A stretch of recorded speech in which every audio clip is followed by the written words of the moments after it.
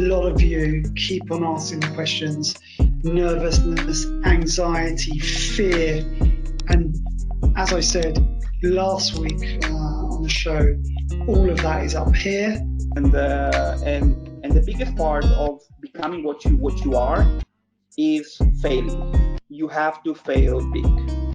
Okay. Say, hey Emily, hey Jess, hey Dr. Diva.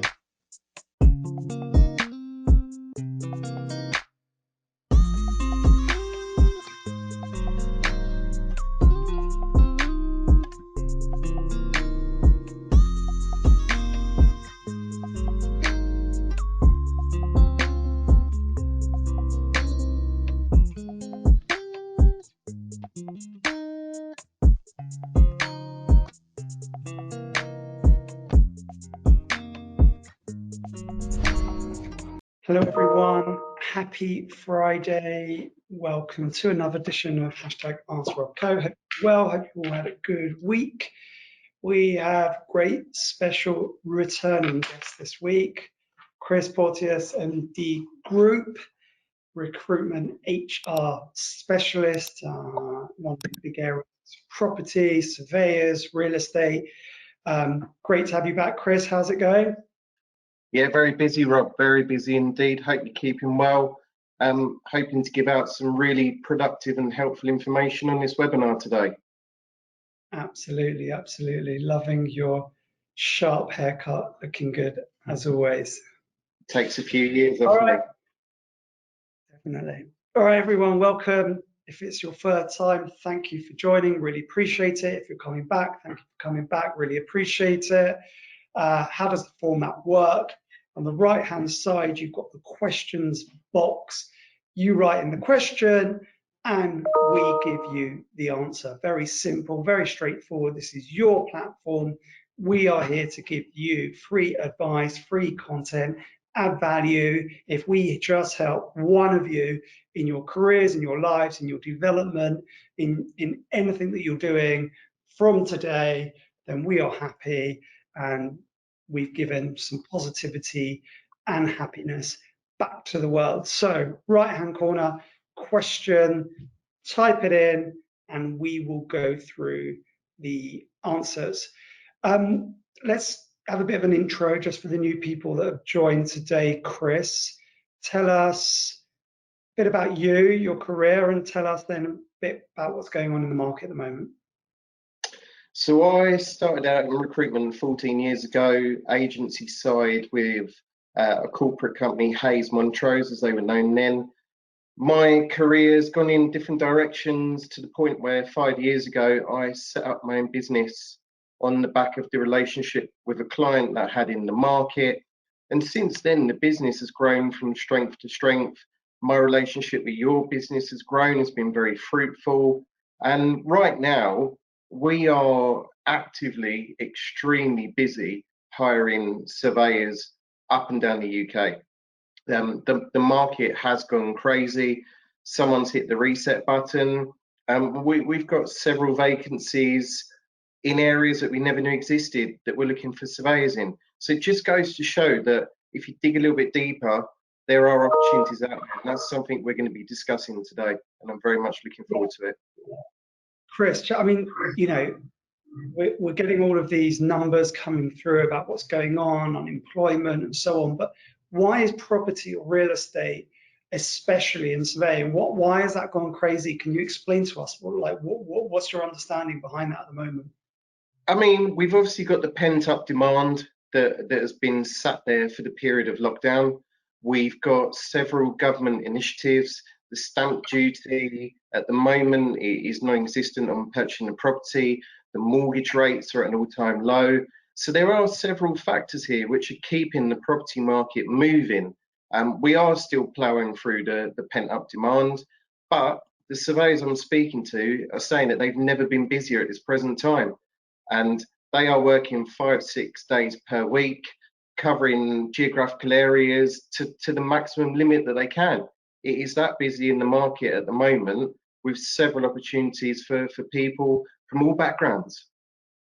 Yeah, I mean, I think, you know, that story within itself is great news, Chris, because we've got a lot of, especially a lot of young surveyors or young property people, or just young students or graduates who are listening today, and they're seeing a lot of negative press.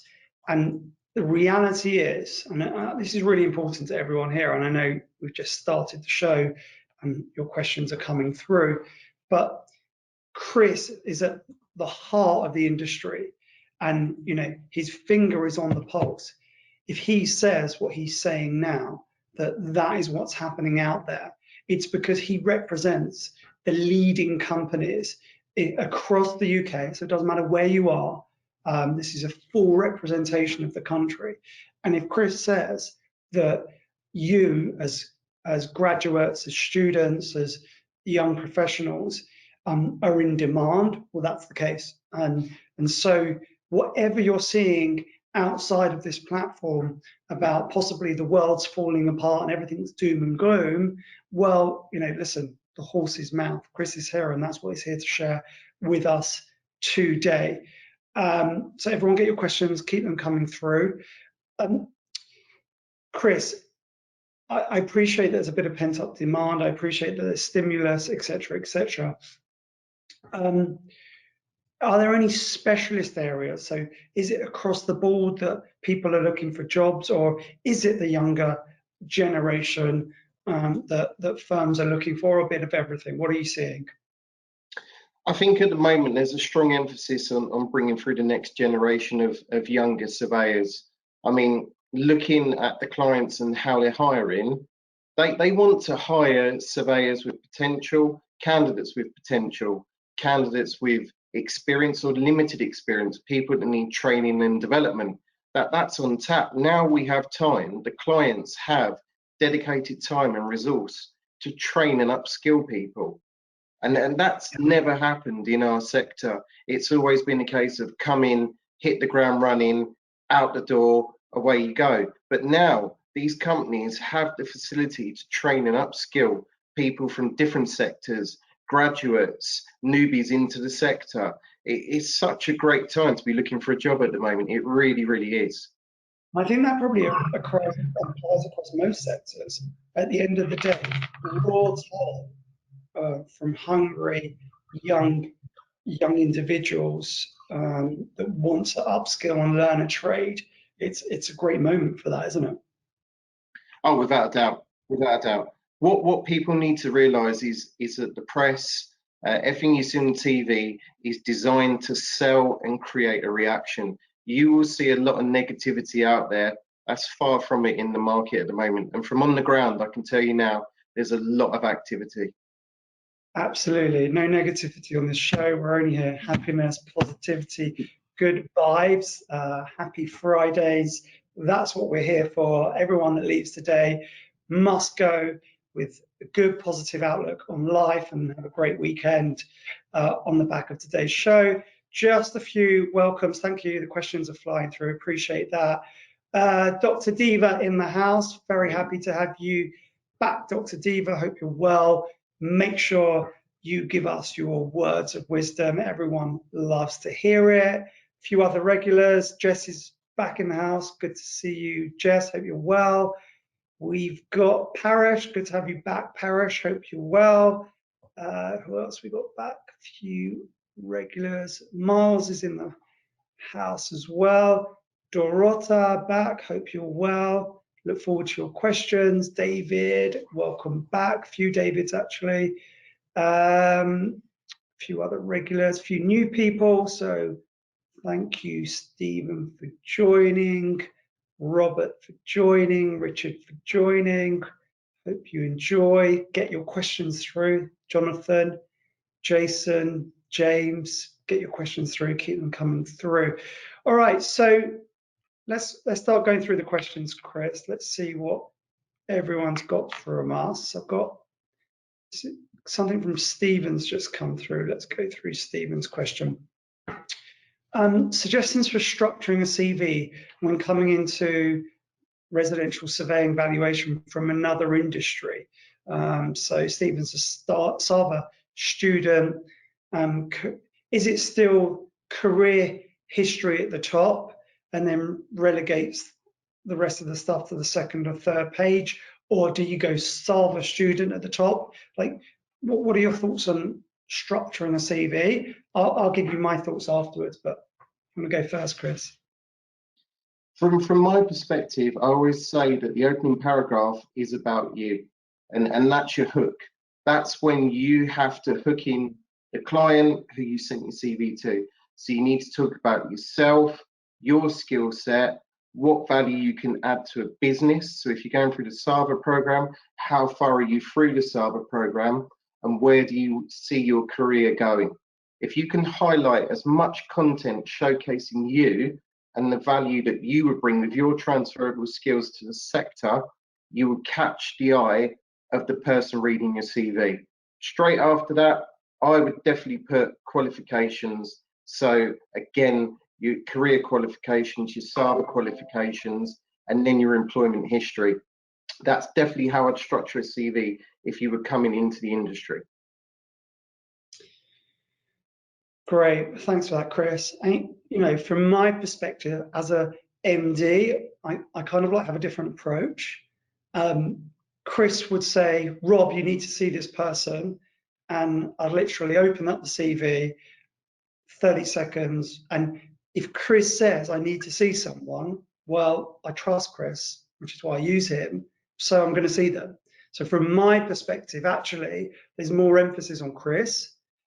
But if you sent me your CV directly, the fact that you took the time out to reach me and send me your CV, literally whatever you'd put on your CV, I'd still give you the opportunity and the time to have an interview.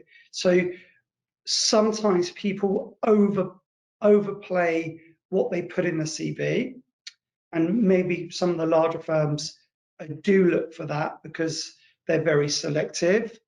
But then there's people like me that actually wants to give everyone an opportunity, and that's because everyone deserves an opportunity. And it's for you to prove to me that you deserve a chance within the company. And so I very much like to meet people or have online interviews, as many as I can. And even if they're not right for the company, I want to give them advice and help. And hopefully the fact that I spent 10, 20, 30 minutes with them, they can take some good positive advice from that and have a good career from maybe some of the input that I've given. So, you know, the big corporates definitely, correct me if I'm wrong, Chris, do look for certain things to get through their system. At the same time, there are enough people like me that would either trust Chris, or if you took the time and the effort just to reach out to me, then you deserve a bit of my time. And I love anyone that's proactive. Anyone that makes the effort to do something is just such a great quality. And so that's my view. Anything you want to add on that, Chris? It's an opportunity to write a headline statement without a shadow of a doubt. It's showcasing who you are, and what you can do, what you want to do. And it's using your words selectively to catch the attention of the person that you're sending the CV to. What I would say is don't lose sleep rewriting the CV 10, 15 times. If you need CV writing advice, people like me are here to help. I mean, listen, let's be really clear. Yeah, I've seen CVs that look like the best CV ever written, and then I've interviewed the person, and I can't comprehend how the CV is so good and the person doesn't represent or reflect what's on the CV. And then I've seen the reverse, where the CV looks so average, and it's like, okay, this person is going to have to really wow me. And I meet the person, and they blow me off my seat, and it's like there's no correlation. And so you've got to be open-minded. I'd rather see the worst CV in the world and the best person than the best CV in the world and not the best person. So that's just my view. I think you know, you've got to try and have a bit of both: a good CV and then perform and be good in an interview at the same time. All right, next question. What we got from Charlie? I was wondering, Chris, could you let us know your top don'ts when it comes to CVs and interviews? So a nice general one there. Yeah, certainly my biggest don't is sit there in silence, because if you let the interviewer lead throughout the whole interview and you don't elaborate on anything at all, if you don't elaborate on your skills and how they relate to the questions asked, if you don't sit at the end with at least 5 questions to ask that person in front of you, then you've just played a really bad interview. I always say it's 50-50. You need to take control of the interview, and so does the interviewer, because that is how you build the relationship. That is how you're going to get the job. You're going to walk out there thinking, Rob's a really nice guy. I can see myself working for him. Rob's going to think, Chris is a great candidate. He'll fit into my team perfectly. It's your one time to shine. So express yourself naturally and ask questions, even if you think the question isn't relative to the role. Ask about Rob's private life. What does he like outside of work? What do the team do? How do the team motivate themselves? Any question you think which could be pivotal to you getting that role, ask it, even if you feel uncomfortable. You won't regret it. Yeah, I think that's a really good answer. I remember the other week that Jess got asked a similar question, and she says, well, whenever she's in trouble, she just talks, and she's so comfortable talking that it gets her out of a position. And it's exactly what you're saying. Sitting there in silence doesn't really achieve anything. And so be a confident speaker and speak well, and it gives an air of presence and confidence, which is always great. I mean, that's what everyone wants to see. I think also, well, the interviewer will say to you, why do you think you're a good fit for this team? And that is the stage, the lights are shining.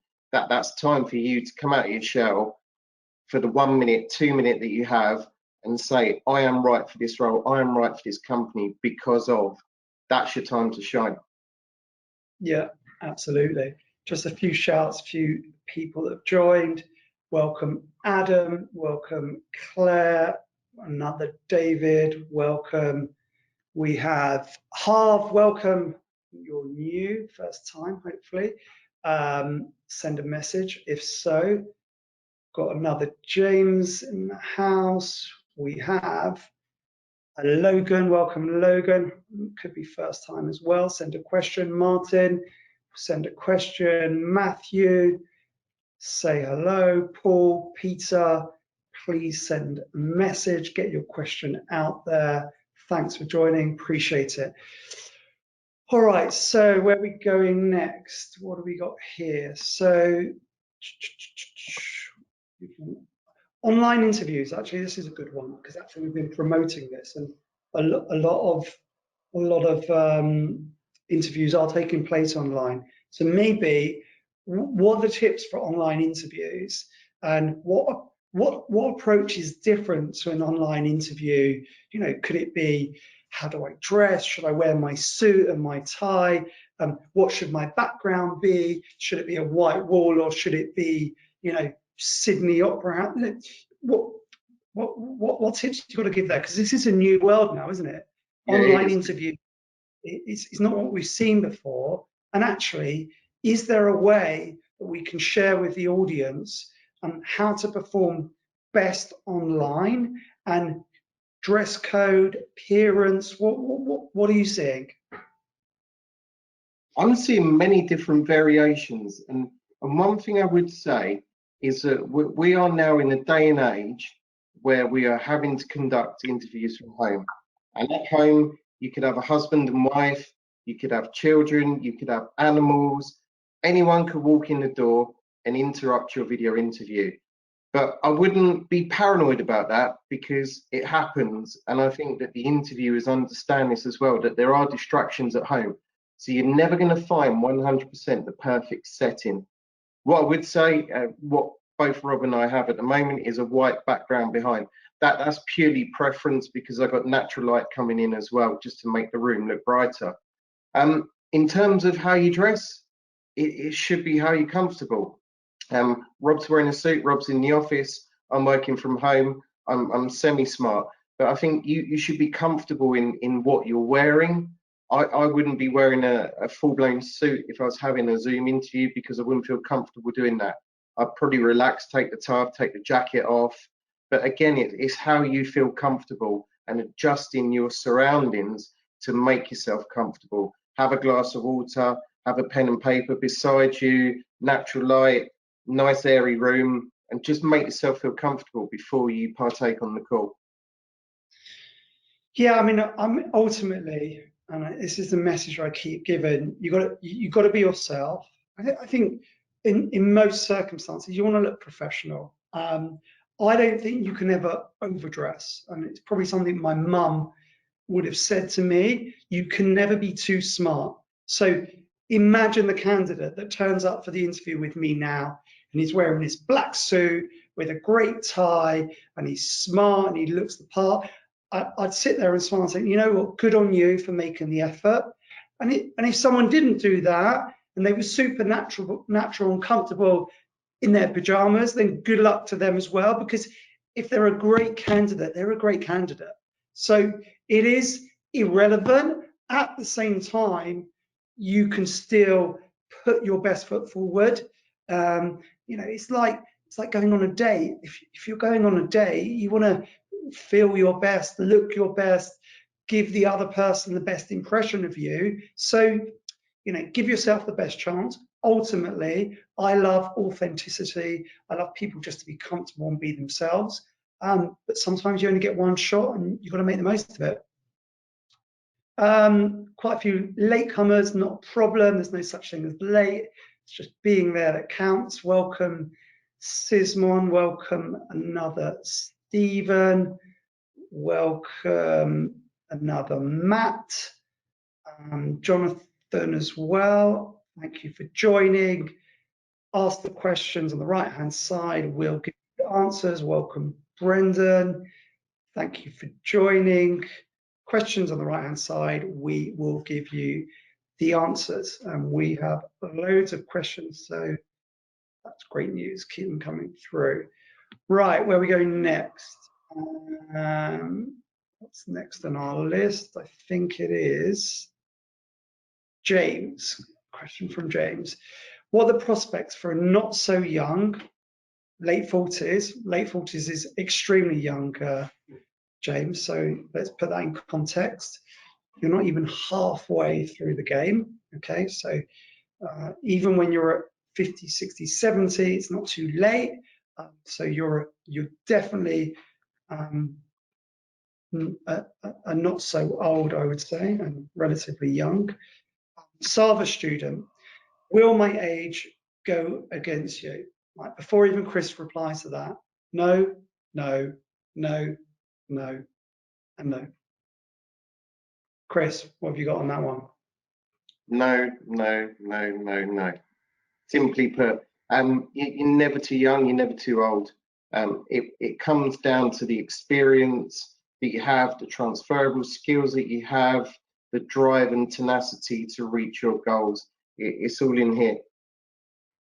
Yeah, absolutely. I mean, James, listen, one, you've got another 20, 30 years ahead of you in your career. You're literally not even at half time. If we're playing a football match, you could be losing 2 or 3-0 and we reach half time. You've still got the second half to win the game. You've got your entire life ahead of you.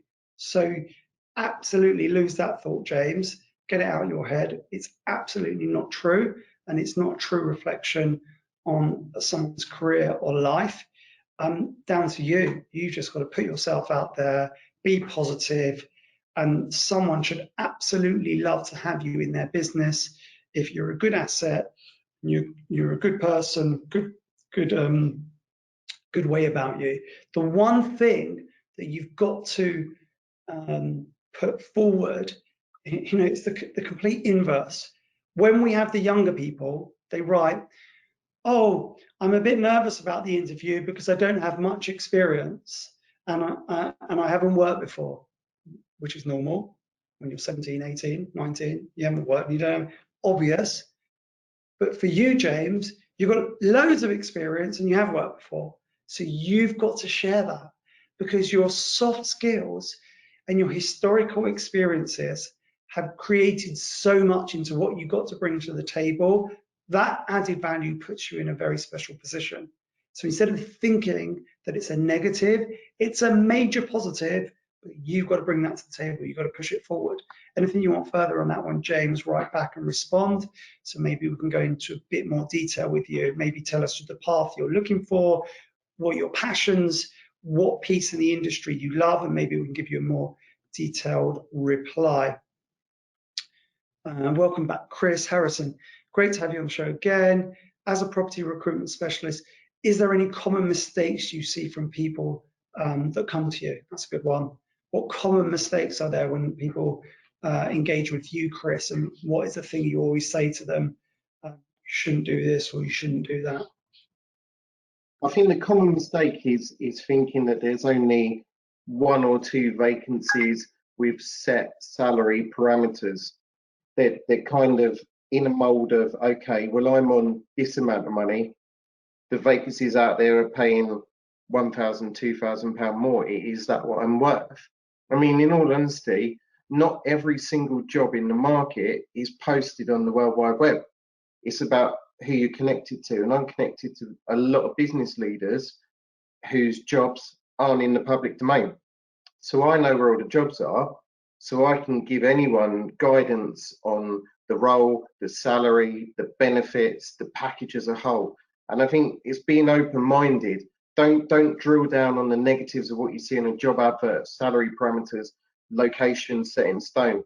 We're in a world now where flexibility is the key. And unless you ask the question, you won't get the answer you're looking for. Yeah, absolutely, absolutely. Next question from Rob. This is a good one. Quite like this one. Currently studying HR recruitment. It's a good one for you, Chris. So do you recommend any other skills needed for looking at joining the field? I'm going to give you an answer to that, but we'll let Chris go first. In terms of getting into HR recruitment, if you've come from a HR background looking to transfer those skills into recruitment, or you've come from recruitment looking to get into the HR recruitment sphere, again, it's about the value that you can add to the business, and it's knowing your sector. That is the biggest thing, because HR, you have everything to do with employment law, contractual obligations. Recruitment, you need to know the legalities of recruiting, how you advertise and how you publish a role. We can't discriminate against race, gender or age. There's so many different facets to HR recruitment, and I really admire you for going down that route, because for me it's one of the strongest markets there is in the recruitment sector, and it's one of the most complex as well. So I think you have yourself a very good career in that sector. I mean, just if I'm going to add something to that, Rob, you know, just being a people's person, being super empathetic, sympathetic, a great listener, have a great understanding of what someone needs and what they're looking for, because you're like this matchmaker. And if you can provide, let's say, the client, who could be the company, with what they're looking for, and you understand that the individual fits those requirements, and your hit ratio is very high, instead of volume sending over hundreds of people and hoping that one person matches, actually you send over really good people and you get a good target and good hit ratio. That shows that you're empathetic, you understand, you're thoughtful, and you're really, really looking into the needs and requirements of both parties and bringing it together. You can add so much value there if you just take that time and learn what it is to listen well, and understand the needs of both. I think that probably one of Chris's biggest qualities is he understands that I'm looking for honest, hardworking, moral, ethical, trustworthy people to fit into a safe, special culture and environment. And so when he brings candidates forward, he's got that in the back of his mind, and he'll say, right, I think this is a good fit for your culture. So he's really looking deeply into the individual, and then he sends them over to me. And I think that's probably one of the reasons why he's had a very high success rate. I don't know if you want to add anything to that, Chris. Yeah, what I would say is you get very strong people skills within HR recruitment, like you touched on there, understanding the wants and needs of the candidate and the end client.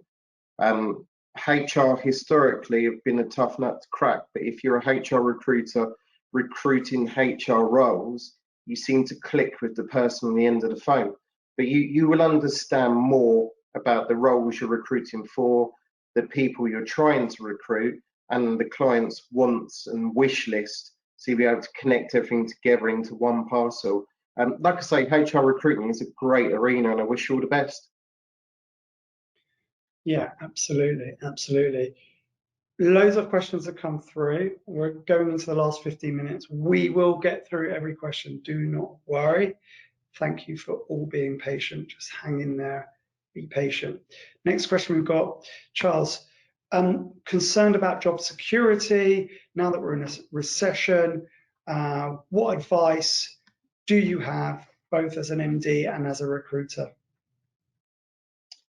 I would say it comes down to you as a person. What I would say is that companies that I'm working with right now wouldn't be hiring if they'd be firing in 3 to 6 months' time. This is organic growth. This is demand. And as a job seeker, you have to be comfortable stepping out of your comfort zone or security of your current role to progress your career with another business. And to be honest, my business over the last 3 weeks, we've actually placed 12 people into new permanent roles. And I'd probably say 75% of those candidates have had a 5+ year tenure with their current employer. So that says something about the market, that the people are seeing an opportunity and grasping it. People are looking to move to a different brand, to a different geographical area, or for a new lease of life, a change of scenery. So many factors behind why you change employers, but I wouldn't put you off changing employers. Yes, potentially there's a recession ahead of us. How bad is it going to be? At this current point, through my eyes, it doesn't look that bad because of the amount of jobs I have continually coming in from my client base. So I would say it's a calculated move. If you're comfortable looking at the options, if you find the dream role, don't have the fear factor of the revolving door, last one in, first one out. It doesn't happen anymore. Yeah, I think you're right. I think you're right, Chris, but let's be clear. Even if we're in a recession, good news, we'll come out of a recession. Right? You can look last 150 years. When you go into recession, you come out of the recession. Okay, so it's going to be okay. One, two. I joined the industry at the depths of the depths of the depths of the depths of one of the previous recessions when we left the ERM at the bottom of the last crash. And I got a job. Yes, maybe I had to phone 100 people or had loads of interviews and beg and plead someone to give me the opportunity. But in any environment, there's opportunity. You've just got to make the most of it. It's down to you. You've got to make it happen. The world isn't waiting for you, and something's not dropping from the sky. You've got to make it happen. I mean, hand out of the day. Let's do it now. It fits perfectly. Where are we? Vibe of the week. Which number? Number 5. 15 by the week. Top one, vibe of the week. If you go to the handouts, open up vibe of the week. Where are we? Being patient. Can't even read it. I haven't got it in front of me properly. Let's have a look. Where are we? Being patient is not a waiting game. Remaining calm in chaos. You must continuously work on slow, positive growth and development. Okay, definitely wouldn't have slow, but positive growth and development. Listen, we're in one big life game here. You just got to be patient, keep trying, keep interviewing. Eventually, something will come. So there's nothing to worry about. Recession, no recession. You know, you're always going to get something if you make it happen. You just got to push. Next question, David. Are employers only taking on younger, newly qualified surveyors, or do the older generation still have a chance? I think we've already answered that one. Yes, yes, yes, David. Everyone has a chance. It's all down to you. Put your best foot forward. If you're good enough, you'll get an opportunity. Age is irrelevant. Next question, Parash. For a speculative approach to get relevant work experience as MRICS in valuation pathway application, would you advise phoning or writing to a local firm of surveyors to offer help? Both and everything. Phone, write, email, text message, DM, LinkedIn, whatever you want to do it. There's no right or wrong. It's all about volume, and keep doing it. Keep doing everything to give yourself the opportunity of something.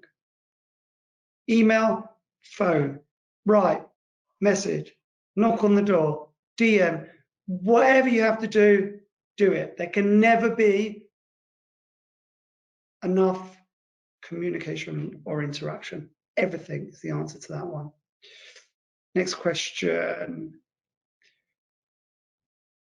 Brendan, why personal interest of the interviewer?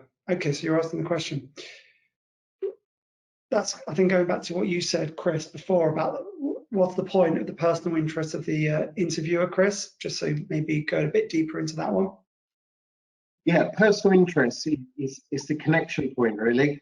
So it's the interviewer understanding the candidate, what makes them tick, what they're interested in, where they see their career moving to, where the learning and development needs are.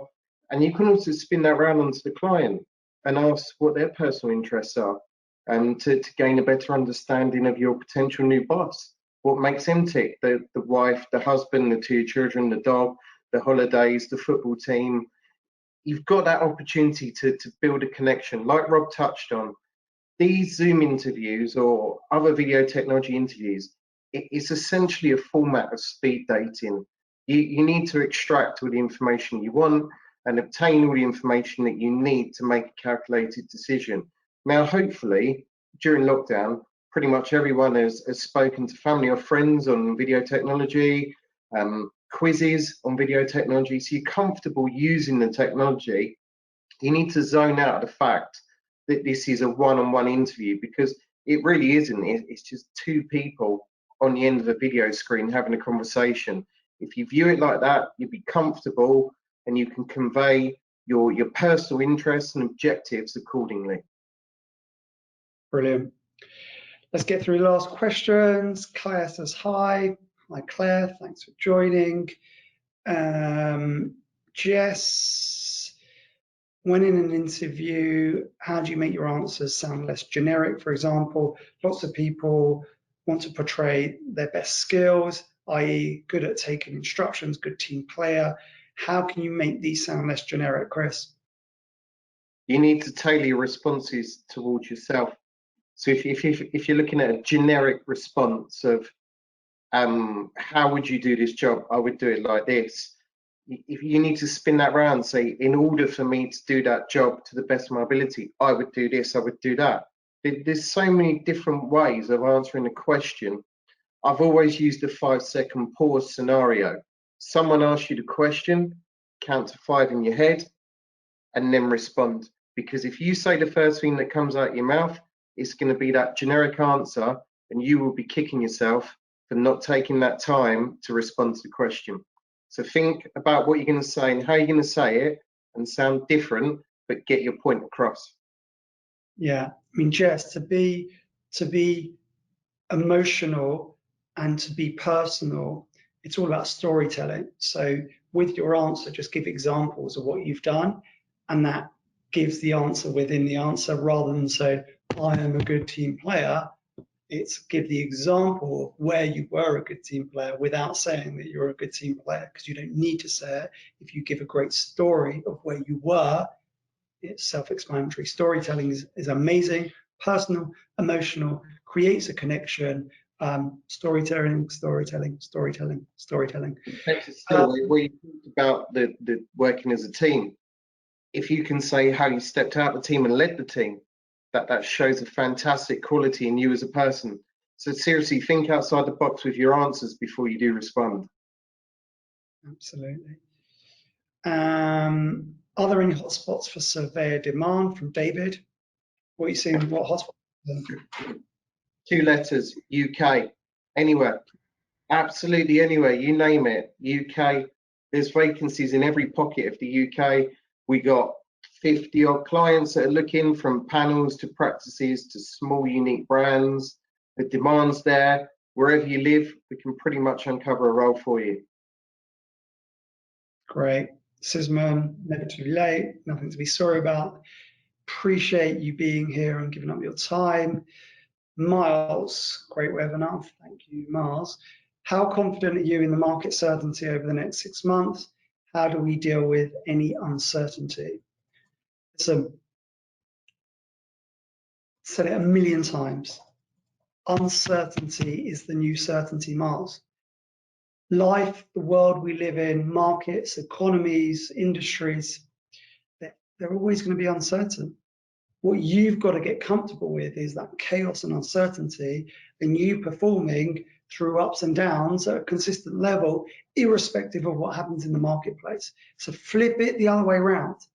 Everything's always going to be uncertain. Life is uncertain. Get used to it, get comfortable with it.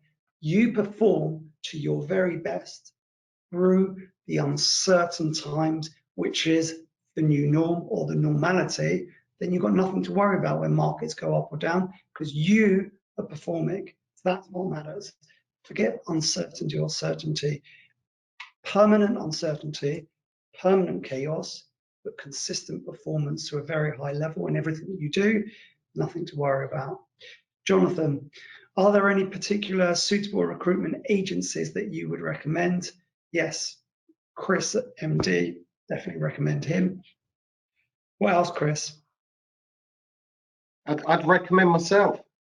But Absolutely. honestly, if I can't help, then I'll put you in contact with somebody who can.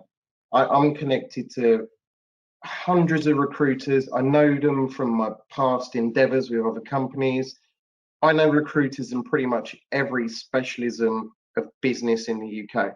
If I can't help, I'll be the first person to put my hand up and say I can't, but here's the name and number of somebody who can. Brilliant. Reach out to Chris, direct message him. He will help you. A message from Claire, any tips for women coming into the industry that tends to be male heavy, self student coming into assessment? Claire, listen, just down to you to prove that you're far superior as an individual, and you deserve the opportunity. I think it absolutely is a male-orientated industry, which should be positive for you, because at the end of the day, every business wants quality, hardworking, diligent women professionals.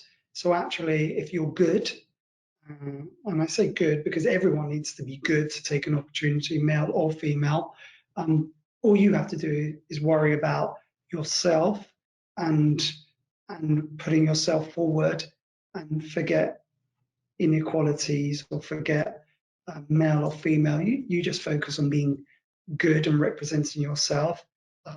I'd love to take on more women within our firm, and actually I tell Chris that all the time, and I think if you reached out to Chris, I think he'd put you in front of the right people and you'd get an opportunity.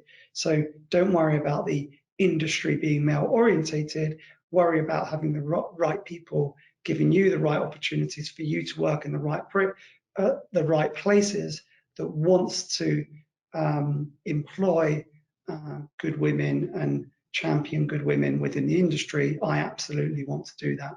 100%. Chris? Yeah, gender shouldn't be an issue. It's skill set and qualities of what you can bring to the role. So irrespective of whether you're male or female, there's ample opportunities for everyone in this sector without a shadow of a doubt. And being a female, believe me, it doesn't go against you at all. I deal with a lot of female directors, business leaders that are hiring for their teams. They take males or females. There's so many opportunities for everyone, literally everyone. Yeah, don't worry about that, Claire. Shouldn't be an issue. David, we're going to get through the last questions. We're going to go over by about 4 or 5 minutes. I'm really sorry, but I just promise we'll get through everyone. Does a background of electrician and property development give me a good grounding to be a surveyor? I'm a Sava student. Yes, yes, yes, yes, yes to all of them. So great background, very positive for you. You've got experiences that other people don't have. It's going to absolutely help you. Another thing from Rob, I would just want to say thank you. Enjoying learning about HR recruitment. It will open up a lot of doors. Absolutely. If you enjoy it and love it, happiness is the be all and end all. Matthew, will stamp duty reduction have an impact, and what will happen once it comes to an end? Definitely have an impact. At the moment, it's a positive one. It might not come to an end, which means it can remain positive. And if it does come to an end, there could be a lull after that. I actually think there's more chance it will carry on and come to an end, but we're going to have to wait and see. Jess says thank you. No, thank you, Jess, for giving up your time and asking such a great question. Claire says thank you. Great, we're ready to close. Last words of wisdom from Dr. Diva. My few words: providing examples of help. Providing examples will help the interviewer know how well you understand the topic on which you are speaking. Hence, the key is to understand the topic and the activities. Absolutely. Giving examples is brilliant. Okay, hashtag askrobco. We're on all the platforms. Every show is on YouTube. So if you're not here every Friday, you can always catch up. Question of the week. Who's it going to? Oh my word, so many good questions. Then I'm going to give it to James. Actually, I'm going to give two. James and Claire. Absolutely, females in the industry, no barrier whatsoever. And James, age isn't a barrier as well. Someone in the team will catch up with you and we're going to have a direct call one-to-one and help you on your journeys. Thank you for everyone for joining. Chris, last word from you, positive vibe for the weekend? Yeah, like I say, it's a really positive sector at the moment. Plenty of opportunities for everyone from every background. Graduates, Sava graduates, Sava students, experienced surveyors. There's ample opportunity across the whole UK. Remain positive because we are in one of the busiest periods of the year right now. So remain positive. If anybody wants to reach out for any advice, HR, employment, if you're seeking a job, you want me to look at your CV, you just want to have a chat, you can grab my details from this webinar and feel free to make contact. There you go, Jason. Just got your answer there. Send your CV over. Absolutely. Chris has said he can help. Thank you, everyone. Hashtag AskRobco. Great addition, great content. Hope it helped you. Send your feedback. Keep on joining. Keep on watching on all platforms. Keep on engaging. Keep on asking the questions. Super happy to have you here. Very happy to see all those familiar faces. Have a great weekend. Take care. Look after yourself. Be positive. Be happy. And see you next week, same time, same place. Have a great weekend, everyone. Take care. Thank you. Thanks, Chris. Great having you again. Thank you. And you. Speak soon. Take care. Bye. Bye-bye.